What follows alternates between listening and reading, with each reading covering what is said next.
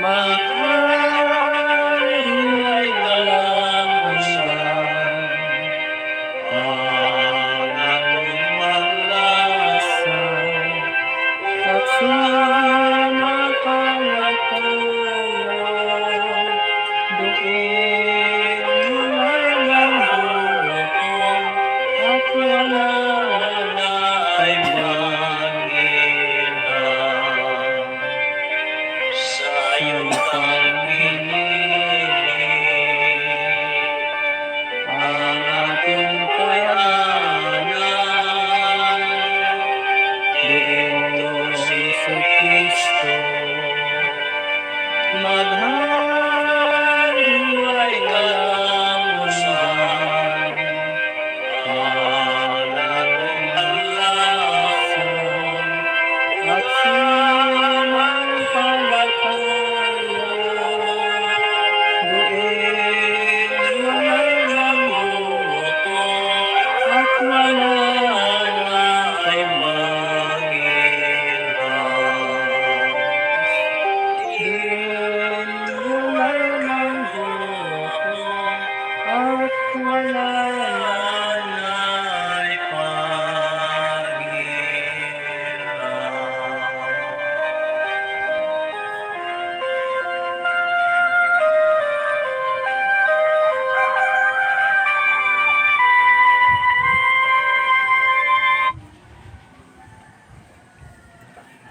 Mga kapatid, ganap na ang 2,000 taon na sukat ng panahon sa pagbabalik ni Kristo sa sanglibutan. At tayo'y nakapasok na sa 1,000 taon na si Kristo ay maghahari kasama ng kanyang mga bayan.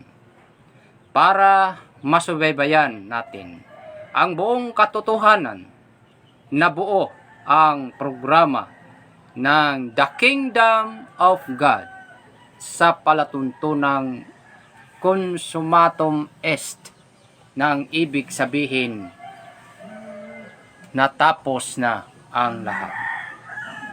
Sabihin ko sa inyo na consummatum est sapagkat natapos na ang mga gawain ng Diyos sa pagkatapos ng 2,000 taon ni Kristo, na ito rin ay pagkatapos ng 6,000 taon mula nang nagkasala si Adan. Sa ika-6,000 taon ay natapos ng Diyos ang kanyang gawang ginawa, at sa ika-7,000 taon siya ay nagpahinga. Gayon din sa pangalawang sanglinggo ay natapos na ang ika-6,000 taon, at tayo'y narito na sa ika-7,000 taon ng kapahingahan ng Diyos. Dahil dito, kinakailangan sa mga tao ang paghahanda para mabago ang sarili, nang sa gayoy hindi na may balik ang nangyari ni Adan, na habang nagpahinga ang Diyos, si Adan ay nagkasala noong unang panahon. Gayon ay natatag na ang kaharian ng Diyos o Kingdom of God, na handang papasukan ng mga taong nakasumpong ng katuwiran. Isang mapagpalang umaga po sa ating lahat, Luzon, Visayas at Mindanao.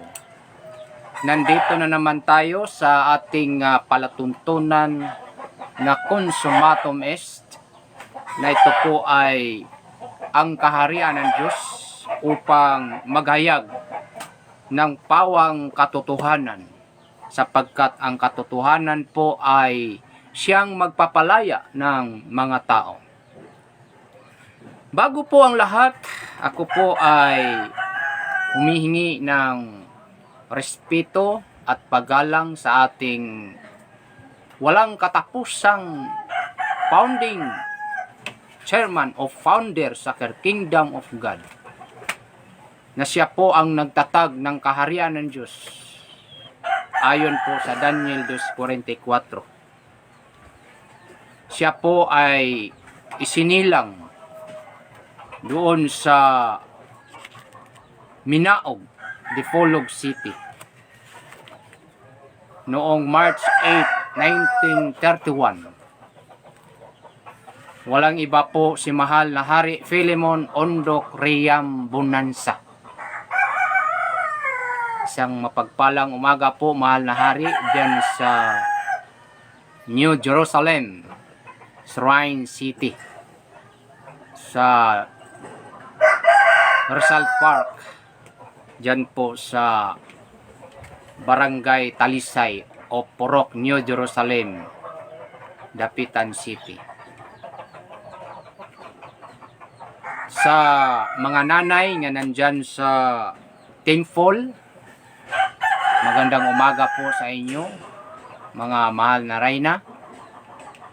At ganun din sa 12 ka mga anak ni mahal na hari, nga sila po ang mga tunay na mga anak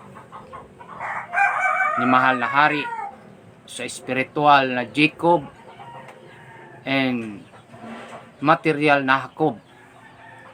Ang 12 ka mga anak na sila ang mga pundasyon sa bawat rehiyon sa buong Pilipinas, from Region 1 hanggang Region 12. Kakipat po ang 12 ka mga apostolis ni mahal na hari na siyang pinagsasaligan din sa bawat region sa buong Pilipinas. Isang mapagpalang umaga po sa atin. Sa Region 1 ay walang iba po ang na-assign doon na Board of Directors sa Kingdom of God ay si Haring Carmelito Inicuela. Sa Region 2, ang ating General Secretary ng Kingdom of God at the same time General Secretary ng dalawang company, the Royal Alpha Omega Ring Trading Corporation and Philippine Deuterium Development and Management Corporation. Si siya po ay General Secretary natin, si Haring King Edgar P. Ligotom, no? Siya po ang apostolis din ni mahal na hari nga na-assign sa Region 2. Sa Region 3, si Haring Heraclio Lagulos. Sa Region 4, ang ating regional coordinator at the same time apostolis ni mahal na hari, si Haring Saturnino Kilap-Kilap. Andyan siya na-assign sa Region 4, buong Calabarzon. Sa Region 5, nandoon na-assign si Haring Wilbert Bermog, a big man, no, natin sa 12 Disciples. Andyan sa Region 5 siya na-assign. Sa Region 6, si Haring Florentino Campilan. Siya po ang ating assigned leader sa Region 6, apostolis ni mahal na hari. Sa Region 7, nandito siya ngayon, no, nanonood, ang ating pinakabatang apostolis, very energetic, si Hari Giovanni Charis Dulugo. Siya po ang na-assign sa Region 7, no? Bago lang po siya nakarating dito sa Mindanao sapagkat try full time po siyang nagtrabaho sa kanyang region, no? Region 7. Sa Region 8, nandyan si Haring Juanito Macalisang. Siya po ang ating apostolis na assign sa Region 8. Ang ating anchorman ng DYSS of Radio Cebu, no, mapapakinggan ninyo ng every Sunday sa alas 8 hanggang sa alas 9 ng gabi. Yan po ang very energetic natin na apostolis, assigned leader ni mahal na hari. sa Region 8. Sa Region 9 naman, na siya po ang pinagsasaligan ni Mahal na Hari sa 4 na probinsya: Zamboanga Sibugay, Zamboanga del Sur, Zamboanga del Norte, and Misamis Occidental. Yan po ang assigned leader na apostolis ni Mahal na Hari din. Walang iba, itong inyong lingkod na si Haring Felix Proceso. Nandito po nakatira sa New Jerusalem, Shrine City of the Philippines, Dapitan. Isang mapagpalang umaga po sa ating lahat. Sa Region 10, ang ating assigned leader, apostolis ni Mahal na Hari, si Haring Richard Proceso. Siya po ang assigned leader dyan. Nakabase po siya dyan sa Cagayan de Oro City. No? So, Region 11, si Haring Jesus Jerome Ligutom. Siya po ang assigned leader dyan sa Region 11. And sa Region 12, si Haring Ben or Binancio Kilap-Kilap. No? Siya po ang assigned leader natin at apostolis ni Mahal na Hari na pinagsasaligan sa Region 12. Yan po ang 12 ka mga apostolis na kasama ni Mahal na Hari Philemon Ondo Criam Bonanza, na sa panahon ni Jesus Christ kasama ang kanyang 12 apostoles na siyang pinagsasaligan at inutusan na ipinangaral ng mabuting balita ng kaharian ng Diyos sa lahat ng kinapal noong unang panahon sa Israel.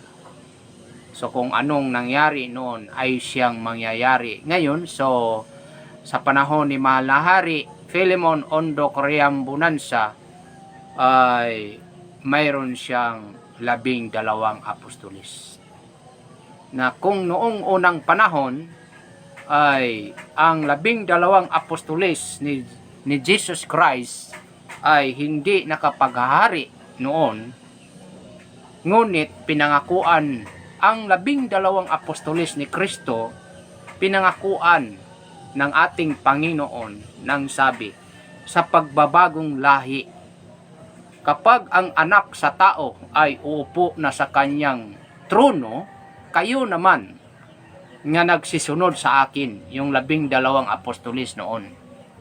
Sabi ng ating Panginoon, kayo naman nga nagsisunod sa akin sa pagbabagong lahi, ay magsisiupo naman kayo sa kanyang bawat upuan.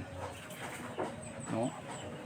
So, sa panahon ngayon, sa katauhan ni Mahal na Hari Philemon Ondo Criam Bonanza, na siya po ang reincarnation sa Diyos Amahan nga nandoon sa katauhan ni Jesus Christ.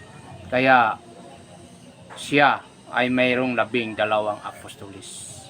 At dito sa kapanahonang ito ay nagkaroon ng katuparan yung nakasulat sa Daniel 2:44, nang sabi doon, ang Diyos sa langit ay magtatatag o magtatayo ng isang kaharian na hindi magiging. Kaya nandito na po tayo sa kapanahunan na siyang tinatawag na huling araw, na nandito na po ipinagpatuloy ng 12 ka mga apostolis ni Mahal na Hari ang pagyagyag o pagpangangaral ng mabuting balita ng kaharian ng Diyos sa pamamagitan ng ating chairman president ngayon sa Kingdom of God, na walang iba, si Mahal na Prinsipe Rocky Y. Riam Bonanza. Siya ngayon ang chairman president sa The Kingdom of God, at the same time siya ang chairman president sa The Royal Alpha Omega Ring Trading Corporation, na ito po ang company na naghahanap ng 35 million beneficiary sa deuterium project sa Pilipinas, no? So kakibat ang chairman president din ng Philippine Deuterium Development and Management Corporation, King Adolfo Vidal Riambonanza, na siya din ngayon ang chairman president ng PDDMC, no? Yan po mga kapatid. Kaya sa lahat ng mga assigned leaders, Luzon, Visayas at Mindanao, dyan sa bawat probinsya sa buong Pilipinas, na bilang mga leaders sa the Kingdom of God, sa Divine Government of God, bilang mga hari at reyna. So isang mapagpalang umaga po sa ating lahat. At ganun din sa mga municipal leader nga na-assign sa Luzon, Visayas at Mindanao, no? Na sila ay mga leaders din sa the Kingdom of God. At the same time mga hari at reyna. Yan po ang tawagan sa kaharian ng Diyos, sapagkat ang kaharian ng Diyos ay ang puno ay siyang hari, no? Hari sa mga hari. At ganun din sa mga nailagay natin dyan sa bawat barangay sa buong Pilipinas, partikular na dito sa Region 9, halos lahat ng mga kabarangayan ay naglagay na po tayo ng mga leaders sa divine government sa Kingdom of God. Isang mapagpalang umaga po sa ating lahat, Luzon, Visayas, Mindanao, na sila po ay tunay na mga hari at reyna. Kung lalaki ang isang leader sa isang barangay, siya po ay tatawaging hari. So kung mayroon man siyang asawa, ang kanyang asawa ang kanyang asawa ay tatawagin ding reyna. Bagamat hindi iyon ang leader, sapagkat ang leader doon ay yung lalaki na siyang hari. So kung halimbawa naman ay ang tumatanggap ay babae, no? Siya po ay tumatanggap as a leader sa isang barangay, siya po ay tatawaging queen o reyna. Ang kanyang asawa namang lalaki, bagamat ay hindi yun ang leader, no? Dahil ang leader yung babae, so siya din ay tawaging hari. Ngunit hindi siya ang leader sa isang barangay, kundi yung kanyang asawang babae, no? Babae, yun ang leader. Kaya tatawagin siya ng hari at reyna. Ang kanyang mga anak naman ay bilang mga anak ng hari at reyna na nanungkulan at tumahawak sa isang barangay, ay tatawagin ng prinsipe at prinsesa. Yan po mga kapatid, no? Yan po ang katotohanan, no? Katotohanan. Kaya dito sa kaharian ng Diyos o the Kingdom of God as divine government of God, mayroon na pong itinilaga ng mga opisyal from region, provincial, municipal, and barangay. Yan po mga kapatid. Kaya nandito tayo ngayon upang mag-aaral tayo. Pag-aralan natin. Bagamat hindi lang yung nasa pangalan lang leader, no? Leader ka sa isang region, leader ka sa isang probinsya, leader ka sa isang barangay, ngunit hindi mo alam kung ano yung dapat gawin mo bilang leader, no? Kaya sabi nga ni mahal na Hari Philemon Ondok Riambonanza, so kailangan mag-aaral, no? Pag-aralan. Kaya tayo ay walang humpay, tayong nag-aaral, no? Nag-share kung ano ba ang katotohanan. Kaya sa pamamagitan nito ay inyo namang mapag-aralan at unti-unting mapag-aralan kung ano man yung dapat na pag-aralan natin. Yan po mga kapatid. So ang ating nga pag-aralan ngayon, yung kasaysayan ng unang panahon sa Israel. Sa panahon ng ating Panginoong Hesukristo, kung bakit. Sapagkat ang ating Panginoong Hesukristo, kung ating aalamin, siya po ang ikasaysinta kakatawan na siyang pinasukan ng Diyos Amahan. No? Siya po ang ikasaysinta, anim na po na bilang ng laman ng tao na siyang pinasukan ng Espiritu ng Diyos mula kay Adan. Mula kay Adan, sapagkat yung Diyos Amahan, ang kalagayan ng Diyos Ama ay Espiritu, walang laman at walang buto. No? Ang Diyos Espiritu ay composed po yan sa 7 Espiritu. Yan po ang tinatawag na 7 Spirit of God. Dahil ang God is composed of 7 Spirit. Yung 7 Espiritu na yan, no, yung 5, yan ang tinatawag na 5 senses of the body. Yan ang 5 na yan. So napag-aralan natin yan sa, siyempre, yung nag-aaral tayo ng elementary, high school, yan, hanggang college. So mapag-aralan yan na yung 5 senses of the body. Yan po ang 5 espiritu na kakibat sa 7 espiritu ng Diyos. Yung pang-anim po, yan po ang tinatawag na blood, no? Yung dugo. Yung dugo po, yan po ay espiritu. Dahil yung dugo hindi mo makikita sa taong kung buhay. Makikita mo lang yung dugo kapag mayroong sugat, no? Mayroong sugat, makikita mo yung may dugo. Pero kung buhay ang isang tao, no, hindi mo makikita yung dugo. Yan ang pang-anim na espiritu, no? Sa Biblia, yan ay dugo. Ang dugo ay buhay. Sa science, tinatawag na blood is life. No? Ang dugo, yan po ang buhay. Yan ang pang-anim. Ang pang-7 po, yan po ang utak.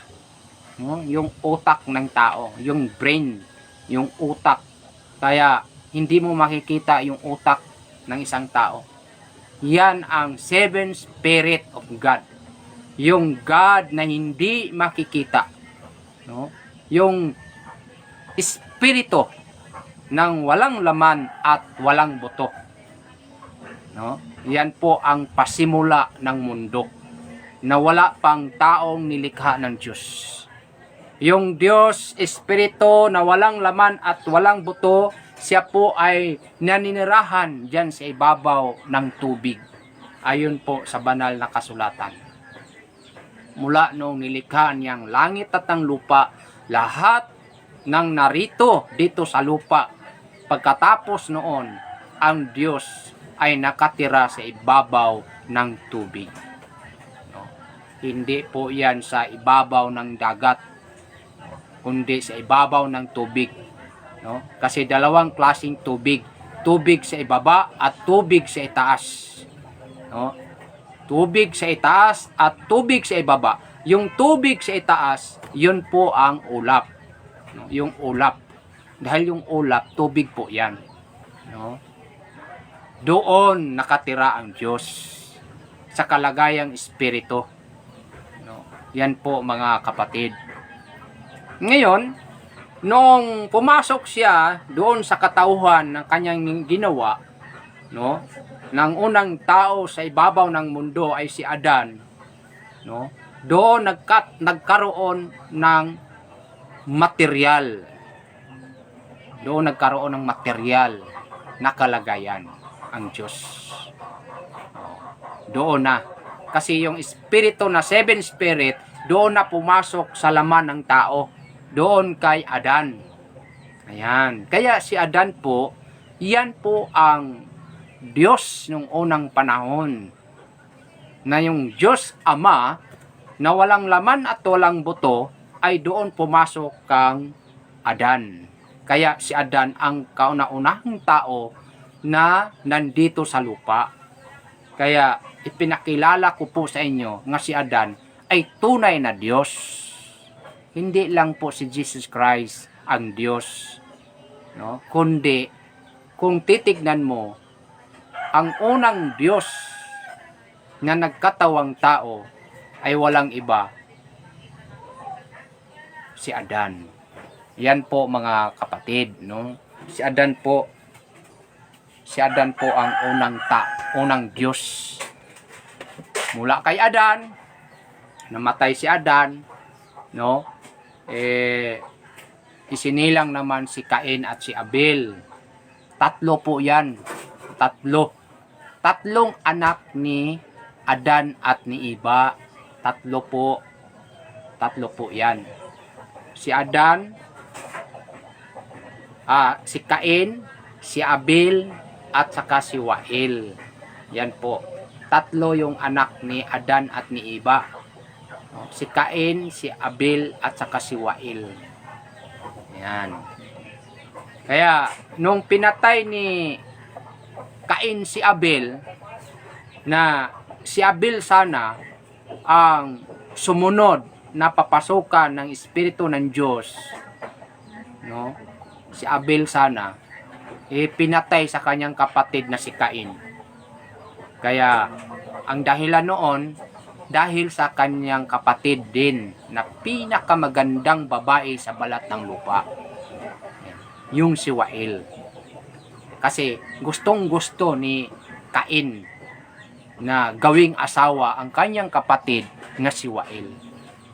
Ngayon, dahil nagustuhan ng Panginoon, nagustuhan ni Adan nga dapat doon siya mapupunta ni Abel. Kaya sa galit sa kanyang kapatid si Cain, pinatay si Abel. Yan ang dahilan, mga ka-viewers, no? Mga kapatid. Kaya yan ang dahilan na nagalit ang Diyos. Kaya pinalayas si Cain. Sa galit ng Diyos, pinalayas at pinasama niya ang kanyang anak na si Wael. Silang dalawa pinalayas doon sa halamanan ng Garden of Eden. Pinalayas niya doon sa malayo sa hardin, sa halamanan na tinirahan ng Diyos. Pinalayas si Cain kasama ang kanyang kapatid nga si Wael doon sa Nod, no? Malayo sa Garden of Eden, malayo. At doon, kung basahin ninyo ang banal na kasulatan, doon nagpasimula na dumami ang anak ng tao. Doon dumami ang anak ng tao. Doon sa lahi ni Cain. Kasi nagkaanak na yung asawa niya na si Wael. Yan, nagkaanak. So magkapatid yun. Magkapatid. Kaya, kung noong panahon, yun pala ang sistema ng takbo ng buhay, ng istorya ng buong mundo. Nung unang panahon, dumami ang tao sa magkapatid lang. Kaya makikita mo ngayon, makikita natin kahit mayroon na tayong batas, no? As Christian, pinagbawal, may batas na tayo. So mayroon din talagang lumilitaw. Mayroon talagang lumilitaw na magkapatid,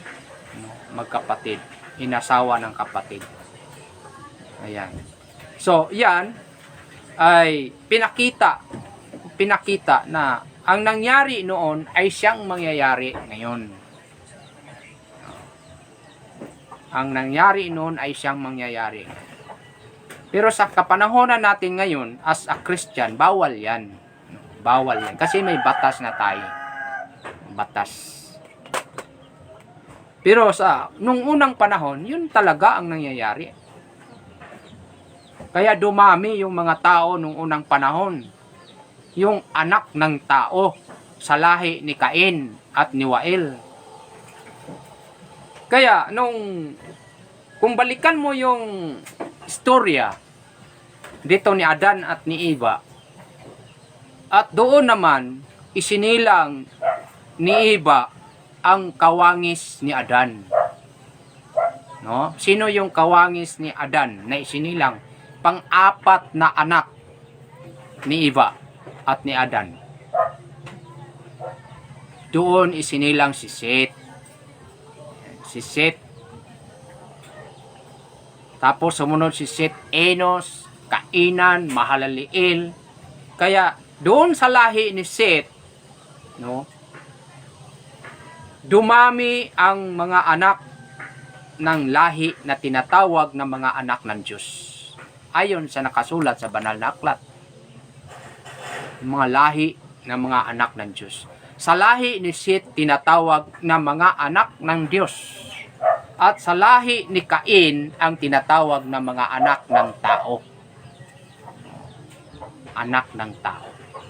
Kaya dumami ang anak ng tao sa lahi ni Cain, na simulat sa Paul ay pinatay niya ang kanyang kapatid na si Abel.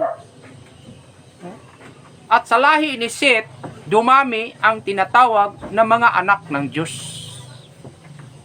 Dalawang pangkat ang nagsisimula ng mga tao.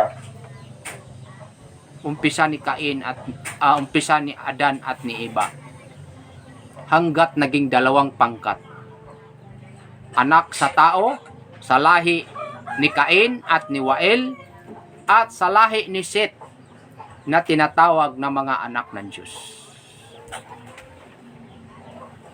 Nung nakita ng mga anak ng Diyos, yung mga anak na lahi ng anak ng tao ni Cain, na magaganda at gwapo, nagsikuha sila ng magiging asawa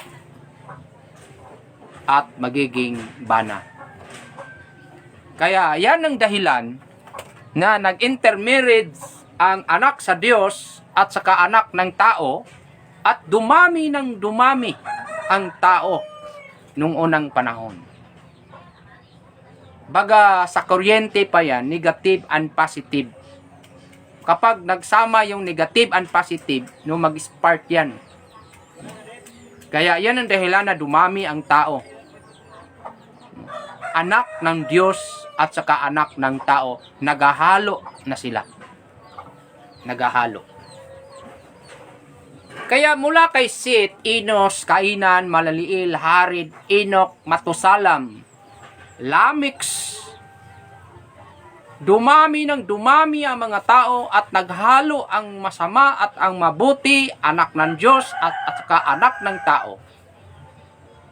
Kaya yan ang dahilan, mga ka-viewers, mga kapatid, nga nagsisi ang Diyos kung bakit nilikha niya ang tao. Na yan ang dahilan nga naging masama na ang mga tao. Naging masama na ang mga tao. Kaya ang Diyos na mula kay Adan, Seth, Enos, Kainan, Malaleel, Harid, Enoch, Matusalam, hanggat doon ni Noe. Doon ni Noe ibinigay ang utos ng Diyos na kailangan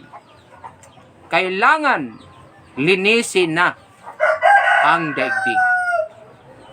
Linisin sa pamamagitan ng baha na tinatawag na lunok. Kaya doon inutusan ng Diyos si Noe nga gumawa ng arka upang ang mga anak ng Diyos at ang mga anak ng tao nga nagsisisi sa kanilang mga kasalanan ay mapasama sa pagligtas ng Diyos sa pamamagitan ng arka na nilikha ni Noe. ayon sa utos ng Panginoon. Kaya anong nangyari? Tumatakbo ng kapanahunan dahil hindi lang isip, kundi hanggang sa pinaka pusod ng isang kasing-kasing ng tao ay nagiging masama ng tao. Hindi na maniniwala ng Diyos. Ayaw nang maniwala ng Diyos sa pamamagitan ni Noe. Kaya yan ang dahilan na 8 lang katao ang naligtas sa panahon ng lunok ni Noe. 8 lang katao. Si Noe, asawa ni Noe, si Sim, si Ham, si Japet, ug 3 ka mga asawa sa mga anak ni Noe. Kaya 8 lang katao ang naligtas sa lunok ni Noe. Lahat ng taong mga matitigas ang ulo, lahat ng taong ayaw maniwala ng Diyos, na akala nila sila na ang Diyos sa sarili nila, nabuhay ba? Patay. Kaya ayon sa kasaysayan, 8 lang katao ang naligtas sa lunok ni Noe. Ngayon, dahil hindi na muling lunupan ang daigdig, sabi ng Diyos, kaya nga binigyan ng palatandaan ng bahag na hari, yung tinatawag na balangaw, upang hindi na muling lunupan ang daigdig. Hindi na muling bahain ang daigdig. Yan ang pangako ng Diyos. Ayon sa Ecclesiastes 1:4, ang lupa ay manatili magpakailanman. Kaya, sabi ng Diyos, ang pagbabalik sa anak ng tao ay katulad ng mga araw ni Noe. Kaya kung may mga titigas ng ulo ngayon, yan ang mga taong bumalik na sila ang dating mga tao nung unang panahon ng mga matigas ang ulo. Ayaw maniwala. Kung may pagliligtas nung unang panahon, na ang niligtas 8 lang katao, sa muling pagbabalik, mayroon bang pagliligtas? Mayroon, mga kapatid. Kaya kung kaligtasan ang hangad natin, pag-aralan natin. Huwag tayong basta pasok ng pasok at tatalon sa tubig. At pag-ahon ay iba na ang pangalan ng iyong paniniwala. Kaya sabi ng Diyos, pag-aralan ninyo at siliksikin ninyo ng maigi ang bawat espiritu kung silabay sa Diyos. Kasi marami ngayong nangangaral sa salita ng Diyos. Marami. Ngunit, doon sa maraming nangangaral, doon mo makikita at makilala ang tunay na kaligtasan. Dahil tayo po ay nagsaliksik. Bawat isa. Kaya mula kay Adan hanggang kang Noe, dahil si Noe ang ikasampung katawan na pinasukan ng Diyos, Espiritu na walang laman at walang buto. Nung si Noe, mayroon siyang 3 anak, no? Si Sim, si Ham, at saka si Japet. Sa 3 anak, dahil si Noe, nung matanda na siya, talagang namatay na siya, kaya yung espiritu na sumasa kanya na yan ang Diyos Amahan, ay pumasok naman sa kanyang anak. Hindi yung 3 ang pinasukan. Hindi yung 3. Sa 3, isa lang. Isa lang ang pinasukan ng Diyos Espiritu.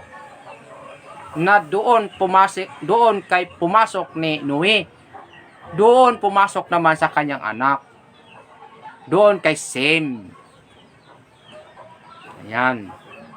Kay mula kay Sem, Arpaksad, Sala, Ever, Filig, Rio, Sirog, Nakor, Tari, Abraham. Doon naman ni Abraham ang pangako ng Diyos. No? Na lahat na magsisilabas ni Abraham, lahat ng kanyang anak, lahat ng magsisunod sa kanya, ay magkakaroon ng kasaganahan at magkaroon ng buhay. Doon kay Abraham. Namatay si Abraham. Kaya sa pamamagitan ng kanyang anak na si Isaac, doon naman pumasok yung Espiritu ng Diyos Amahan na Espiritu. Isaac, ni Jacob, Huda, Paris, Esrom, Ram, Aminadab, Naason, Salmon, Boos, Ovid, Jesse, David, Solomon, Roboam, Abias, Asa, Usapat,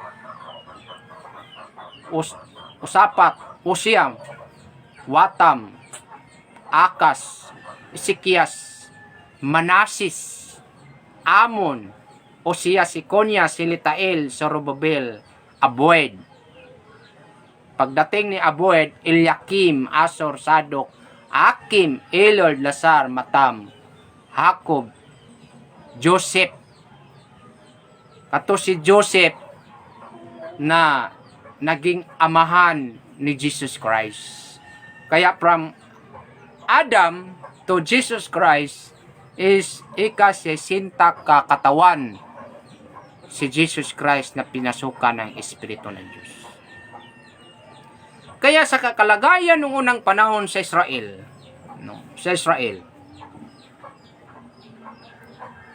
ibinigay ng Diyos Ama ang kaisa-isang anak doon sa Israel. Kasi ang Israel, yan ang magiging, baga nakita na ng Diyos Amahan na ang Israel ay magiging haring bansa sa buong mundo. Baga, siya ang panglimang bansa na maging kapital na bansa sa buong mundo. Kasi ang hula o propesya ayon po sa panaginip ni King Nebuchadnezzar na binigyan ni Propeta Daniel ng tamang kahulugan. 5 bansa, no? 5 bansa na maging kapital na bansa sa buong mundo. 5. Ang una noon is Babylonia, Medo-Persia, Grecia, and Rome. 4. So 4 na bansa na naging kapital na bansa sa buong mundo. So pagkatapos sa Roma, nung nagkabahagi na ang bansang Roma in the year 476 AD, no? Nagkabahagi na, baga ibig sabihin kanya-kanya ng pamunuan, kanya-kanya ng presidente o kanya-kanya ng hari. So, nung nakita ng Diyos ang bansang Israel na ito na sana ang maging kapital na bansa sa buong mundo, sa pamamagitan ng kanyang ipapadala dito sa lupa at doon sa Israel. Kaya, kung nating pag-aralan kung sino yun, bakit lumitaw si Jesus Christ, ano ba si Jesus Christ, sino ba siya, kung pag-aralan natin, siya man lang ang ika-60 kakatawan na pinasukan ng Diyos. Dahil sabi ko nga, ang Diyos Ama, Espiritu, walang laman at walang buto. Tinatawag siya sa ibang termino na berbo. Berbo. Baga ang berbo sa salitang Cebuano is pulong. No? Sa Tagalog is salita. Yan. So, berbo. Kung ating babasahin, siya nakasulat sa 1:1. No, para mapag-aralan natin mga kapatid, yung buhay ni Jesus Christ, kung bakit siya. Sino ba siya? Ano bang mayroon sa kanya? Ayon po sa Juan 1:1, ganito po ang sinasabi sa banal na kasulatan. Nang pasimula, siya ang berbo. No? At ang berbo ay sumasa Diyos. At ang berbo ay Diyos. Malinaw mga kapatid na ang Diyos Ama nang pasimula, siya ay salita. Berbo. No? Siya ay berbo. At ang berbo, sabi sa nakasulat sa banal na aklat, ay sumasa Diyos. Sumasa Diyos. Yung berbo baga, salita, ay Diyos. Yan ang ibig sabihin. Kasi sabi sa banal na kasulatan, at ang berbo ay Diyos. Ibig sabihin ang Diyos, salita ng pasimula. Salita. No? Bagamat ang Diyos, composed of 7 spirit, ang salita, isa. Isa yan na kabahagi sa Espiritu ng Diyos. Salita. Biro mo, 1:1.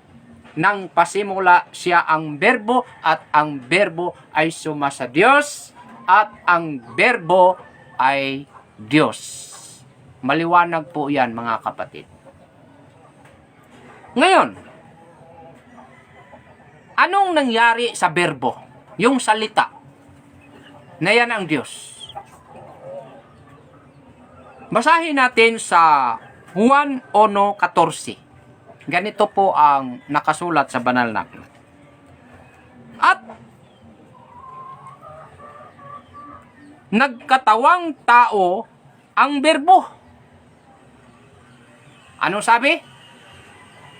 Anong sabi yung salita na yan ang berbo, na yan ang Diyos? Anong sabi dito sa Juan 1:14? At nagkatawang tao ang berbo. Nagkatawang tao ang berbo. Kaya, pag maniwala kayo na ang Diyos ay salita, siyang berbo, tinatawag niyo doon sa itaas, sa kalangitan, abay, wala na doon. Kasi sabi na kasulat, at nagkatawang tao ang berbo. Ibig sabihin, wala na doon sa itaas. Nasaan na siya? Nandito na sa lupa. Kasi nagkatawang tao nga, di ba? Sabi, at tumahan sa gitna natin at nakita namin ang kanyang kaluwalhatian. Anong kaluwalhatian? Kaluwalhatian gaya ng sabugtong na ama. Ayan. Ano ang katangian ng salita na siyang berbo, na siyang nagkatawang tao? Ay katulad ng ama. Sino yung ama? Yan ang Diyos. Sino yung Diyos? Berbo. Ano yung berbo? Salita. Ano yung ginawa ng berbo na yan salita, na yan ang Diyos, yan ang ama? Nagkatawang tao. Nagkatawang tao. Gaya ng bugtong ama.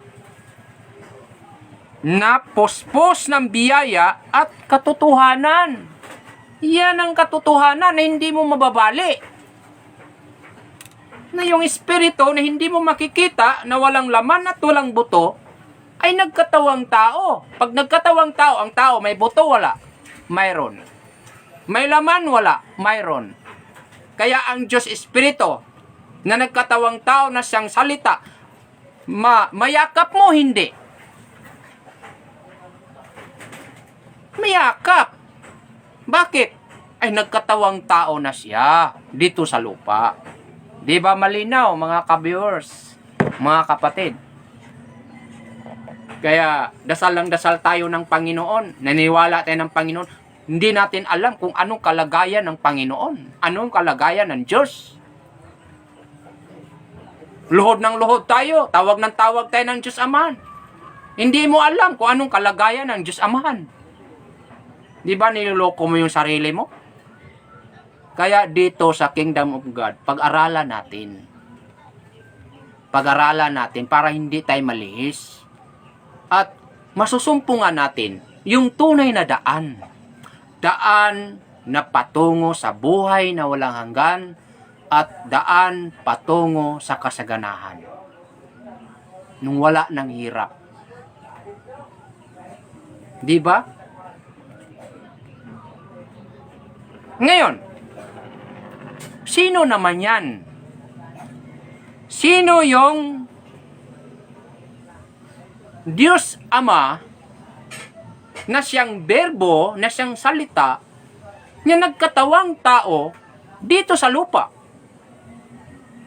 Bagamat ang lupa ay malaki, ang daigdig ay malaki, mula ng pasimula hanggang ngayon. Kaya hinahanap natin kung sino yung mga tao na pinasukan ng Diyos Amahan. Kasi kung makilala natin siya, siya ang ating sasandalan, siya ang ating tatawagin upang tayo'y maligtas. Kasi siya ang daan at ang katotohanan at ang buhay. Yan ang katotohanan. Kaya hanapin natin. Sino yan? Yung Ama na tumatahan sa atin na gaya ng bugtong ama. Sino? Babasahin natin ayon po sa Isaias 9:6.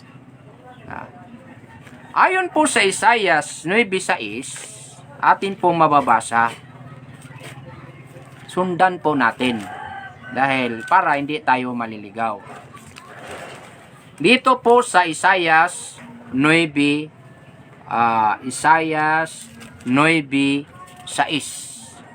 Babasahin natin. Sapagkat sa atin ay ipinanganak ang isang bata. Ibig sabihin, yung tao pala, yung ama na yan, na yung berbo, na yan ang salita, na kumakatawang tao, ay kailangan pala isisilang. Isisilang pala siya. No? Isisilang. Dahil kung isisilang, ipapanganak. At doon natin makikita at malalaman kung sino yun. Sino yung tao na yan? Makilala natin kasi ipapanganak siya ayon sa nakasulat sa banal na aklat. Sabi dito sa Isaias 9:6, sapagkat sa atin ay ipinanganak ang isang bata. Sa atin ay ibigay ang isang anak na lalaki. Kaya lalaki pala yan, hindi babae. Kaya gagaya ngayon, Luzon, Visayas, Mindanao, mayroong nagpapakilala na sila daw ang Diyos Ama. Paano matawag na siya ang Diyos Ama? Ibabae nga. Ang Diyos Ama, pag sinabing Ama, lalaki. Dapat ina. Ang pinag-usapan natin dito ay Ama. Yung Diyos nga nagkatawang tao na isisilang. Isisilang. Siya ay isang batang lalaki. At ang pamamahala ay maaatang sa kanyang balikat. At ang kaniyang pangalan ay tatawaging kamangha-mangha. Biro mo. Yung tao na yan, yung bata na yan, yung lalaki na yan, na nang pasimula siya ay salita, berbo, nagkatawang tao, isisilang, siya ay kamangha-mangha. Tagapayo. Yan. Tagapayo. Makapangyarihang Diyos. Biro mo, yung bata na yan, kamangha-mangha, tagapayo, at kapangyarihang Diyos. No? Makapangyarihang Diyos siya, yung bata na yan. walang hanggang ama. Yung bata pala na yan ay magiging ama. Magiging ama, Pangulo ng Kapayapaan. Kaya kailangan malalaman natin kung sino yan. Kasi marami ngayon ang nag-angkin.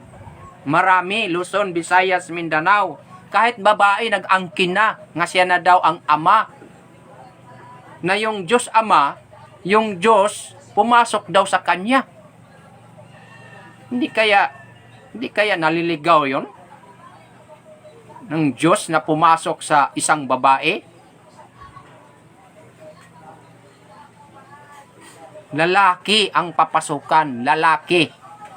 No? Lalaki. Ngayon, para malalaman natin yung bata na yan, na isang lalaki, na siya ay kamangha-mangha, tagapayo, makapangyarihang Diyos, walang hanggang ama, Pangulo ng Kapayapaan, para malalaman natin kung sino yan, dito sa daigdig, dito sa sanglibutan, basahin natin ayon po sa Mateo 1, versikulo 23, para malalaman natin kasi bata lang, lalaki. Wala pang pangalan. Mateo 1, 23. Pag-aralan natin. Ganito po ang sinabi. Narito, ang dalagay magdadalang tao. Biro mo, yung bata pala na isisilang, kailangan mayroong gagamiting instrumento na babae para ibuntis. Hindi lang basta ibuntis, kundi ipapanganak. Ayon sa nakasulat. Ano sabi? Narito ang dalagay magdadalang tao at manganganak ng isang lalaki. Biro mo, hindi babae. Isang lalaki. At ang pangalang itatawag nila sa kaniya ay Emmanuel. Ayan, Emmanuel. Anong pangalan yung lalaki na yan na isisilang sa isang dalagang babae? Emmanuel. Na kung liliwanagin ay sumasatin ang Diyos. Kaya nung unang panahon, nung dumating na ang isang bata na lalaki na isilang sa isang babae, na siya ang Pangulo ng Kapayapaan, kamangha-mangha, tagapayo, walang hanggang ama, nung isinilang na siya sa lupa, marami sa mga tao doon sa Israel na hindi naniniwala sa kanya. Bakit? Kasi ayon sa nakasulat sa banal na aklat, Emmanuel. Bagamat ang isinilang ng isang dalaga na isang batang lalaki, ang pangalan noon ay Jesus.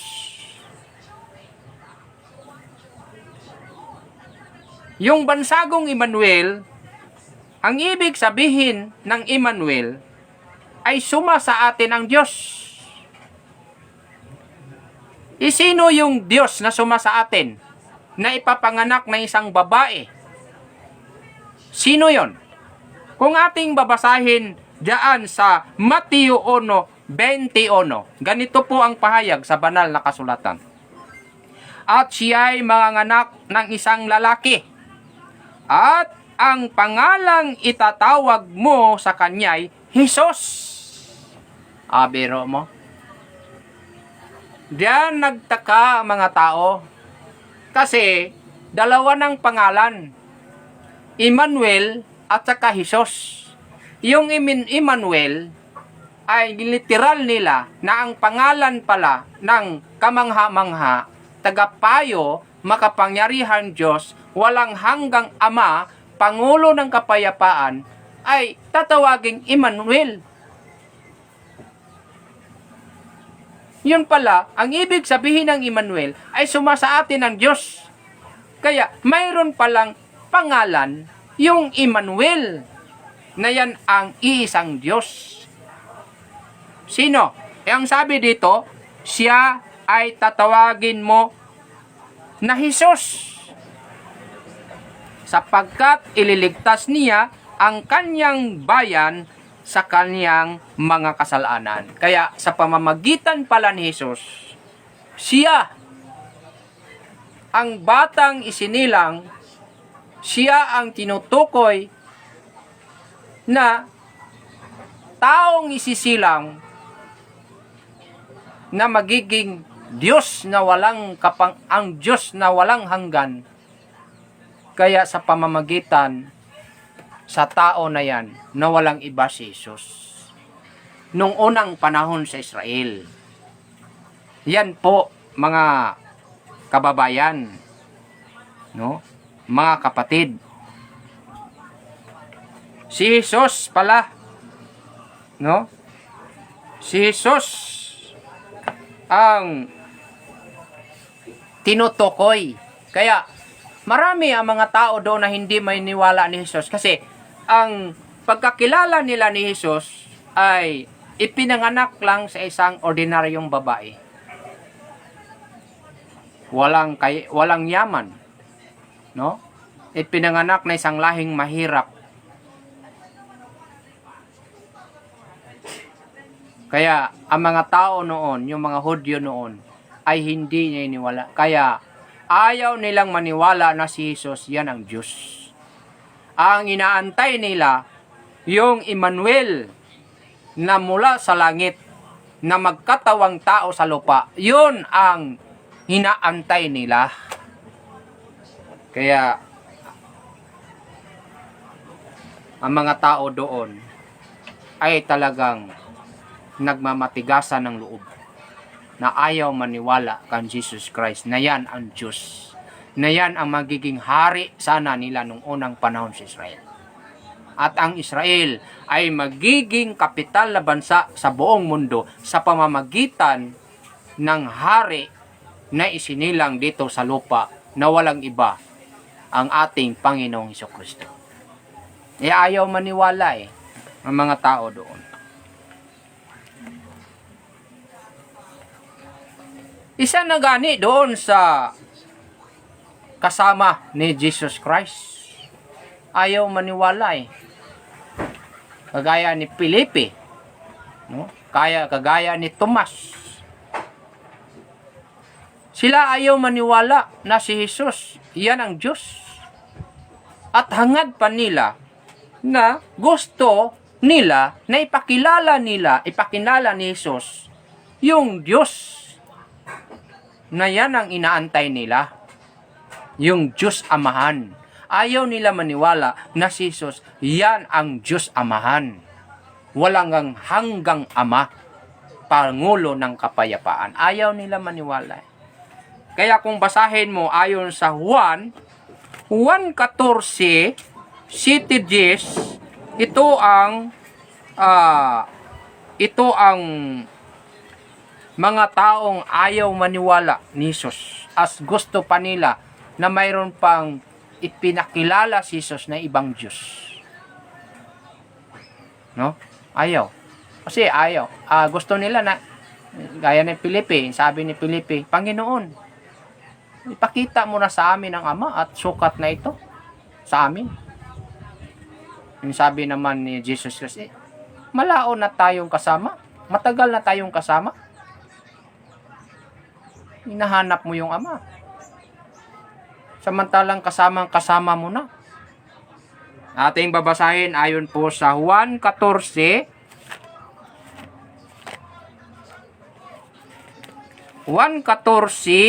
17 hanggang 10. Ating babasahin.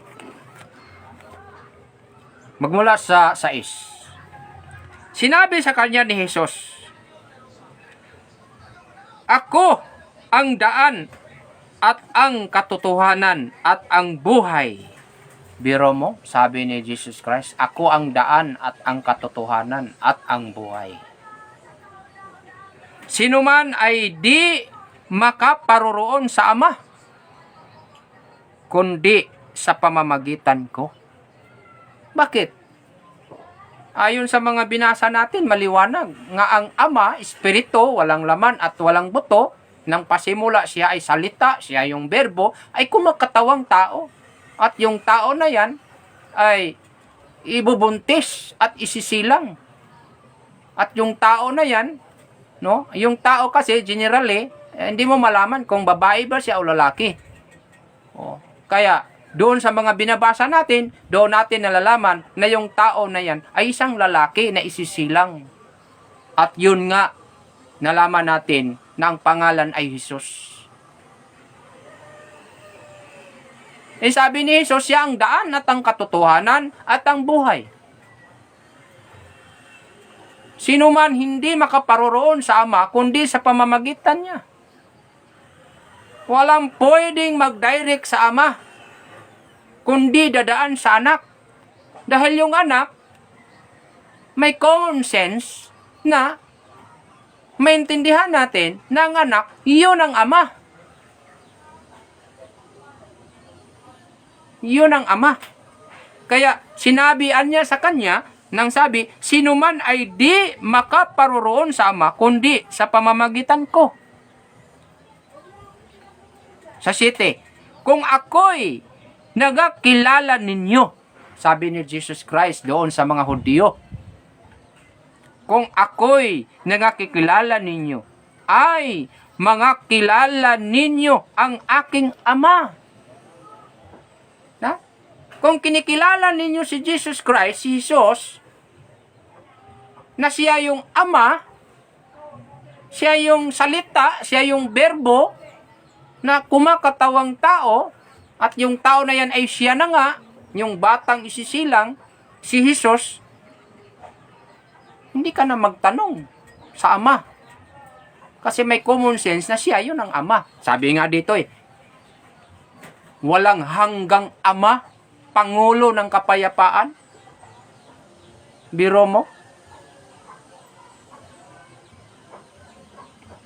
Sabi dito, kung ako'y nagkilala ninyo, ay magkilala ninyo ang aking Ama. Buhat ngayon, sabi ni Jesus Christ, doong unang panahon, buhat ngayon, siya'y inyong nakikilala at siya'y inyong nakita. Ang tanong, sino yung nakita nila? At sino yung nakilala nila? Nang sabi ni Jesus Christ, buhat ngayon, siya'y inyo nang nakikita. Kasi hinahangad nila na makita nila yung Ama. Bukod ni Jesus Christ, mayroon pang Ama. Yan ang gusto ng mga Hudyo noong unang panahon, lalo na kay Felipe at ni Tomas. Maliwanag nga sinabi ni Panginoong Jesucristo. Sabi ni Jesus, buhat ngayon, siya'y inyong nakikilala at siya'y inyong nakita. Ang tanong, sino yung nakita nila? Si Jesus. Sino yung nakikilala nila? Si Jesus. Kaya sabi ni Jesus Christ, buhat ngayon, siya'y inyo nang nakikita at nakilala. Sino? Yung Ama na nasa langit, na nagkatawang tao, na nandyan sa katauhan ng ating Panginoong Jesucristo. Di ba malinaw mga ka-viewers, mga kapatid? Sa 8, sinabi sa kanya ni Felipe, eto nga, Panginoon, ipakita mo sa amin ang Ama at sukat nito sa amin. Biro mo, kasasabi nga lang ng Panginoong Jesucristo, nang sabi, buhat ngayon siya'y inyong nakikilala at siya'y inyong nakita. Talagang hindi siya niniwala ni Jesus Christ na siya yung Ama ng walang hanggan.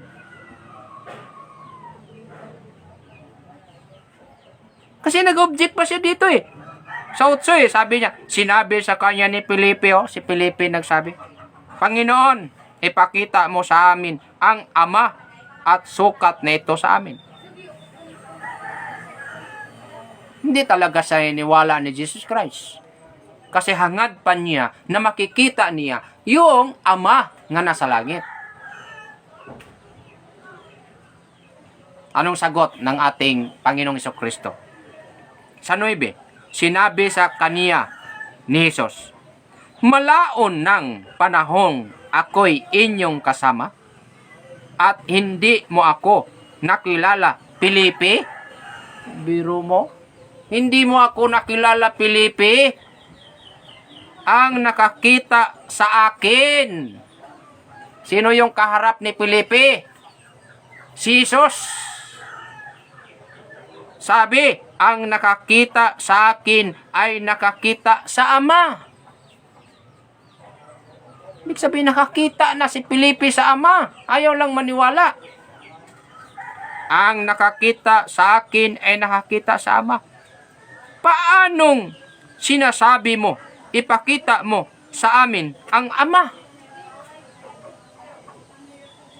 Ito yung follow-up na sinasabi ni Jesus Christ sa 10.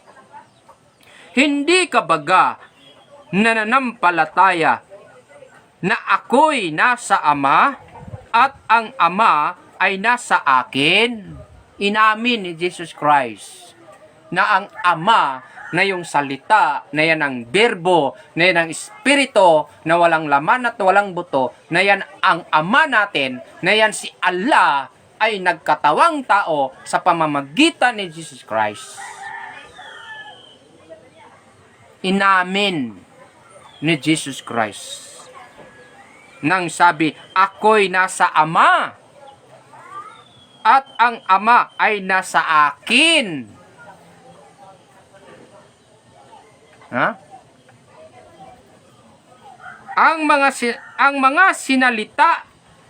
salitang aking sinasabi sa inyo'y hindi ko sinasalita sa aking sarili. Yung mga sinasabi ni Jesus Christ, yung kanya mga salita na ipinamamahagi niya doon sa Jerusalem, sa Israel, hindi yan mula sa kanyang sarili, kundi ang Ama na tumatahan sa kanyang sarili. Yan ang sinasabi sa banal na kasulatan. Ang sabi dito, kundi ang Ama na tumatahan sa akin ay gumagawa ng kanyang mga gawa. Hindi gumagawa si Jesus Christ sa kanyang sariling mga gawa, kundi ang kanyang mga ginagawa ay gawa ng Diyos Espiritu, na yan ang Diyos Amahan na suma sa kanya. Yan po, mga kapatid.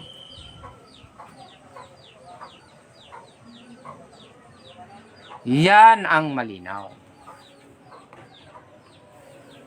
Sabi sa ating mga viewers, Harry Felix, gaano katotoo na si Manalo ay sugo ng Diyos? Ay iba pong tema po yan. Abangan po ninyo yan.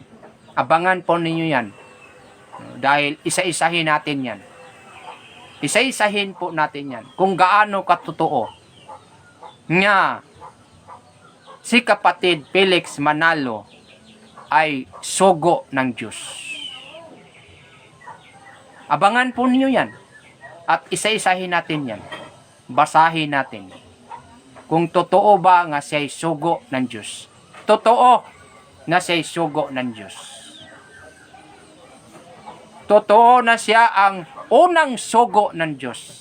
Kung mayroong unang sugo, mayroong huling sugo. Kaya malalaman ninyo kung sino yung unang sugo at malalaman ninyo kung sino yung huling sugo. Yan po ay pag-aralan natin dito yan.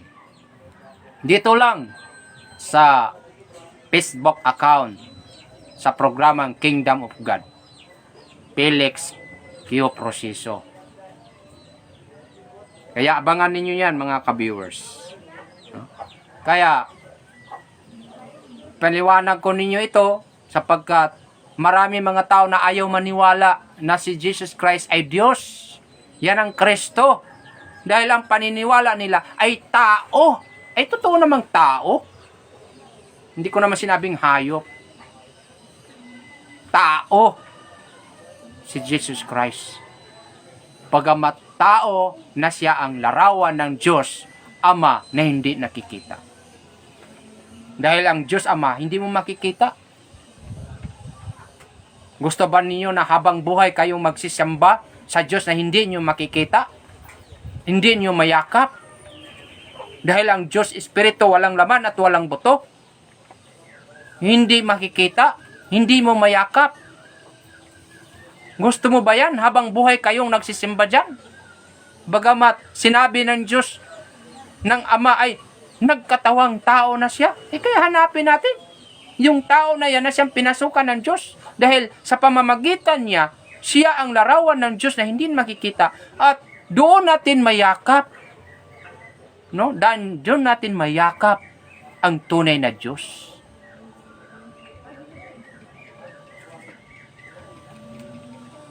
Yan mga kapatid, no?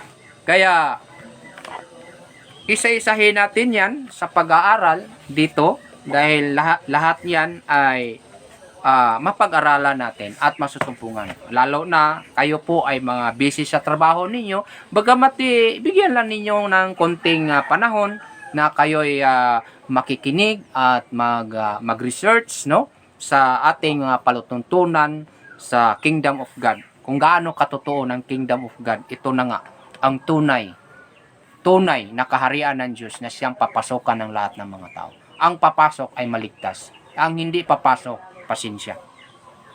Ganun lang. Ganun lang mga kapatid.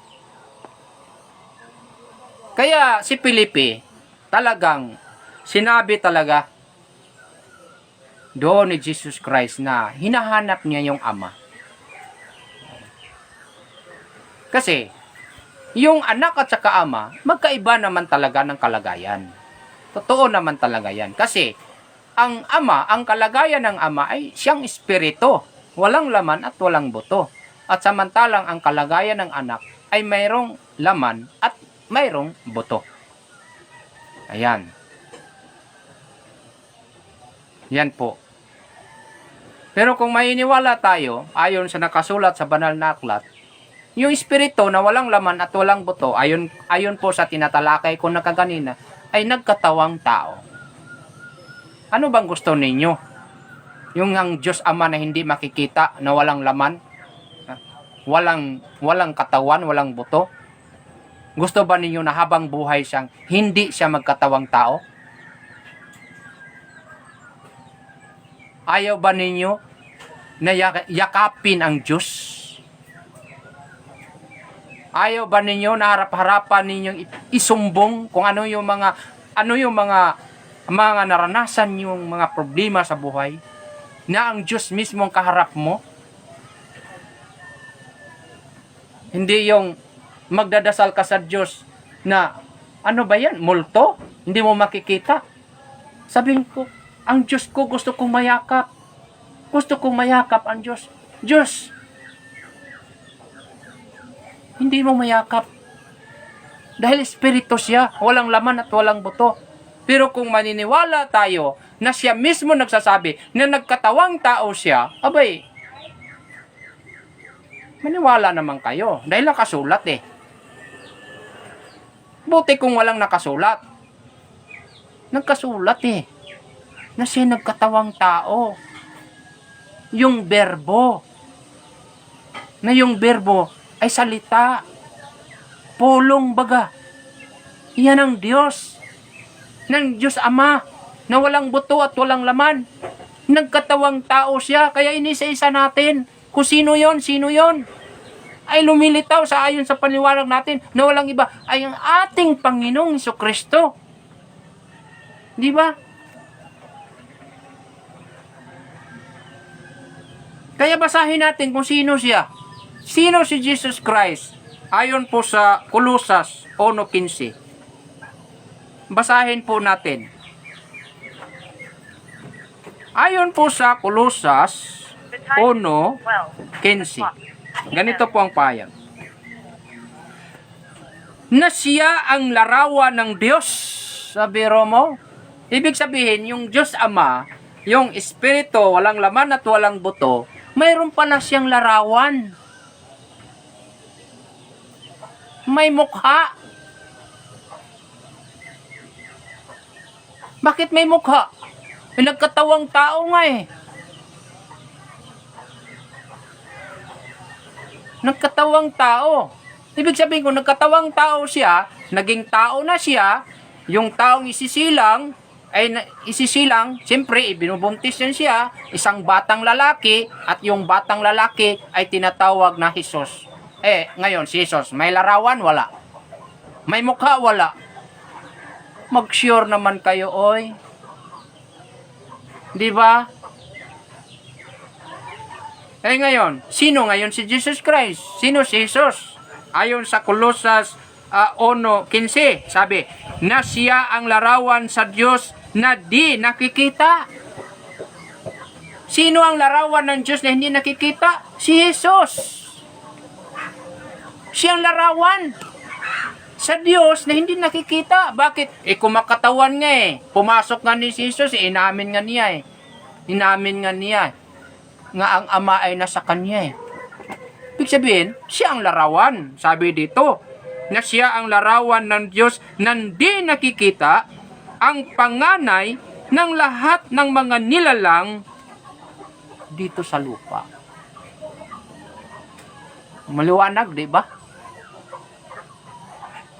Alam mo kasi, mga tao ngayon, kahit maliwanag, kahit nakasulat, gawing malabo. Nasa inyo na yan. Nasa inyo na yan. Kung mahilig kayo sa malabo, di lalabuin ninyo lalo. Pero kung naghanap kayo ng katotohanan, abay, pag-aralan natin. Kaya sa pamamagitan dito sa Kingdom of God, dito natin nalalaman ang totoo. Na ang larawan pala ng Diyos na hindi nakikita ay si Jesus. Si Jesus pala ang larawan sa Diyos na hindi nakikita. Yan po ang maliwanag.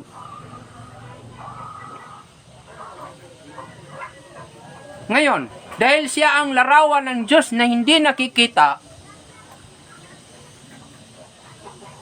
basahin natin ayon sa Juan 4:24.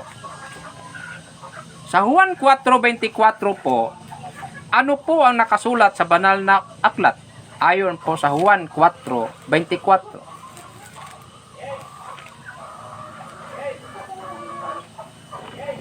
Ang kalagayan ng Diyos ay espiritu, sabi rito. Ang Diyos ay espiritu, at ang mga sa Kanya'y nagsisamba ay kinailangan magsisamba sa espiritu at katotohanan. Kaya, kung tayo'y nainiwala sa Diyos Ama na sa espiritu, walang laman at walang buto, sasambahin natin siya. Na ang katotohanan ay nagkatawang tao siya sa pamamagitan ni Jesus Christ. Kaya, sisimbahin natin siya. Nga si Jesus siya ang larawan sa Diyos na hindi nakikita. Yan po ang katotohanan. Biro mo? Kaya pag subaybayan mo palagi ang programa sa The Kingdom of God, aba, kahit papano, mayroon tayong mga konting mga kaalaman. No? Mayroon tayong mga konting nalalaman tungkol sa pang-spiritual, sa kalagayan ng ating Panginoong Jesucristo, at sa marami pang mga aral na itinuturo ng ating Panginoon, lalo na dito sa Pilipinas, na walang iba, yung nagtatatag ng kaharian ng Diyos, na si Mahal na Hari Pilimon Ondok Riambulansa. Kaya, dahil si Jesus siya ang larawan sa Diyos na hindi makikita, dahil ang Diyos, espiritu, walang laman at walang buto, at tayo naman ay magsisamba tayo sa katotohanan. Katotohanan nga espiritu, walang laman at walang buto, katotohanan ngayong espiritu nagkatawang tao, no? At ang katotohanan na yung tao na yan, walang iba si Jesus Christ. At sisimbahin natin ang katotohanan na si Jesus siya ang larawan ng Diyos na hindi nakikita. Yan ang katotohanan. Kung ayaw ninyo ng katotohanan, di doon kayo sa walang katotohanan. Madali lang yan. Ano yung katotohanan ninyo? Yung magsisimba kayo doon sa hindi mo nakikita? Yun ang katotohanan? Yung magsisimba kayo na Diyos ninyong hindi mo mayakap? Yung walang buto, walang laman, ano yan, multo? Nagtsatsaga na mga yung ibang taong nagdadasal dyan sa Santos? No? Mga rebolto? Dahil gusto nila na ang Diyos ay gusto nila na mayakap, makausap. Nagtsatsaga nga, nagdasal dyan sa mga revolto. Tapos yung iba, husgahan agad nila, yung mga taong nagdadasal sa mga revolto.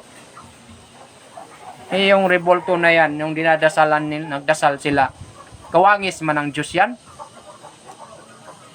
Buti yung kawangis ninyo yan. Yung kawangis ninyo yan, hindi magdadasal ng tao yan. Kaya anong nakasulat? Dito po sa Filipos 2:10. Dito, mababasa natin. Upang sa pangalan ni Jesus, sabi mo, sa pangalan ni Jesus Christ, anong mangyayari? Ano ang mangyayari sa pangalan ni Jesus kung tayo ay magsisimba at gumagalang, respeto at sumampalataya at mananalig sa Kanya? Na siya ang tunay na Diyos at larawan ng Diyos na hindi makikita. At siya ang daan at ang katotohanan at ang buhay. Anong sabi? Filipos 2:10. Upang sa pangalan ni Jesus ay iluhod ang lahat ng tuhod. Ay talagang iyupi yung tuhod. Nang sumampalataya at manalig sa Kanya, kayo kung ayaw nyo maniwala, di huwag nyong tupiin yung tuhod nyo. Huwag. Manatili kayo doon sa paniniwala yung hindi makikita, yung multo. Anong sabi?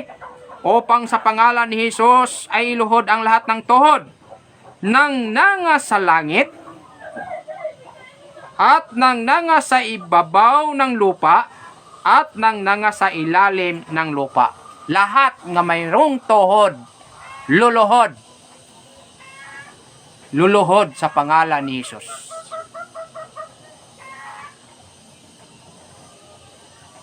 Kung nandun man kayo nakatira sa ibabaw,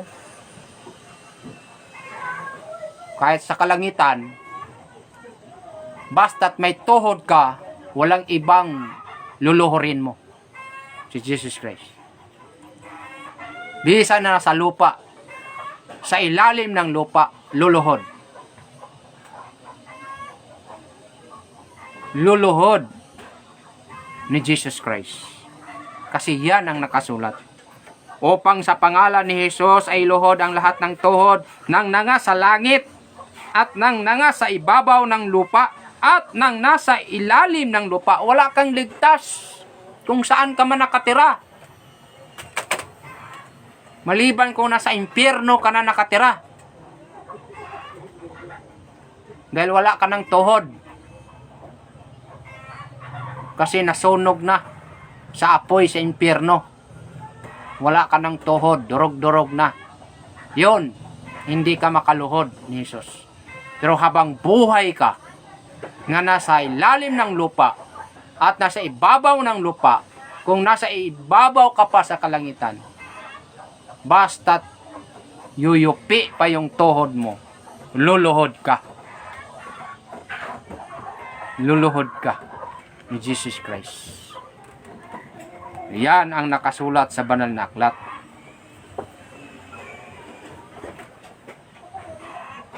Kaya sa pamamagitan ng ating Panginoong Jesucristo, siya'y narito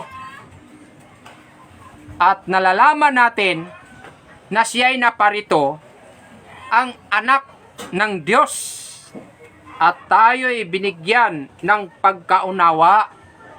Tayo, mga Pilipino, kahit anong klaseng tao, binigyan ng pagkakaunawa upang ating makilala na totoo sa makatuwid bagay sa kanyang anak na si Jesucristo.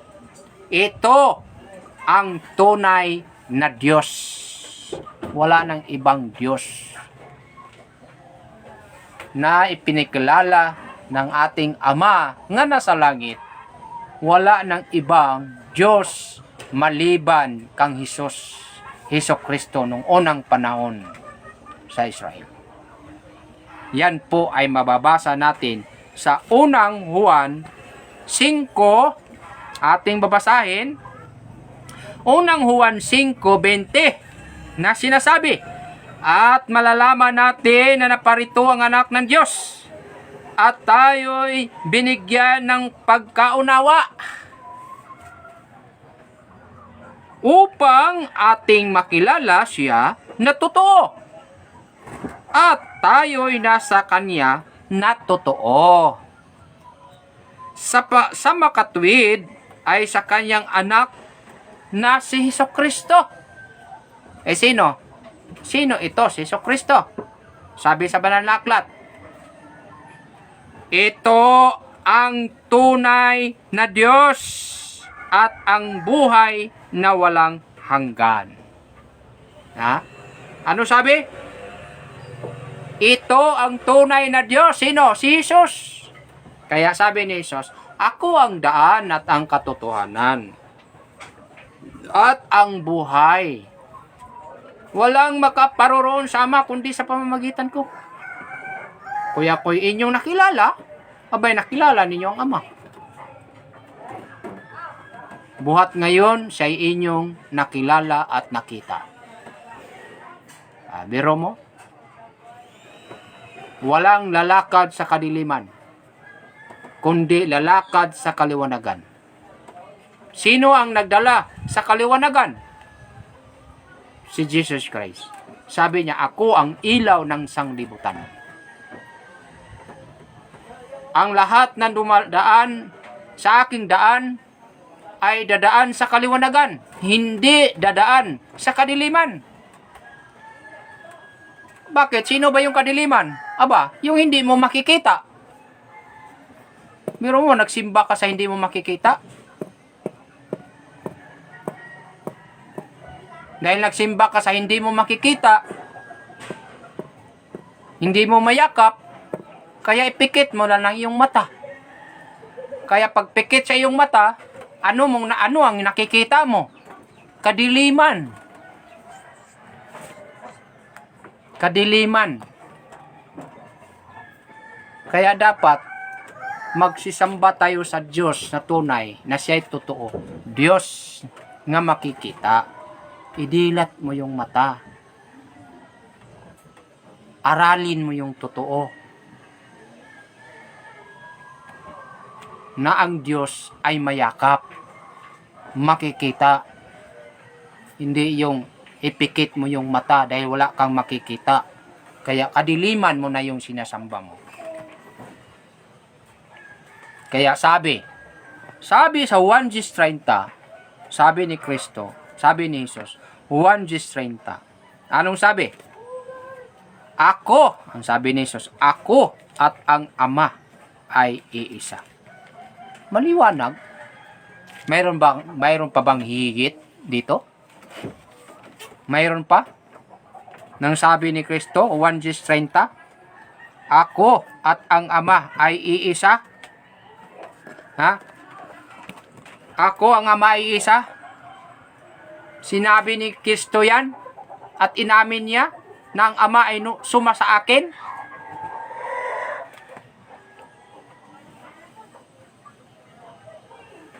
Kaya makilala natin na si Jesus, siya ang iisang Diyos na tunay. Ayon sa Juan 17:3, sa pamamagitan noon makilala natin si Jesus na siya ang iisang Diyos na tunay.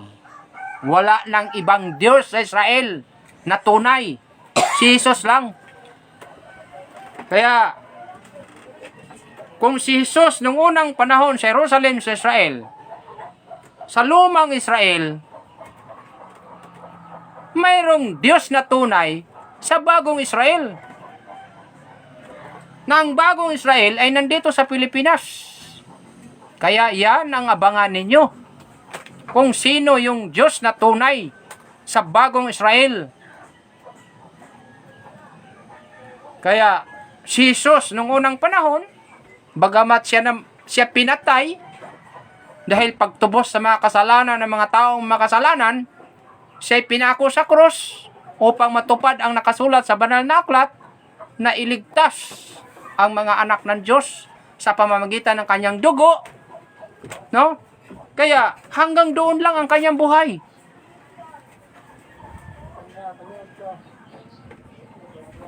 Ngayon, dahil yun ang kasaysayan sa lumang Israel, mayroong bagong Israel, abay, subaybayan na naman natin ang susunod na mga kabanata at pag-aaral natin.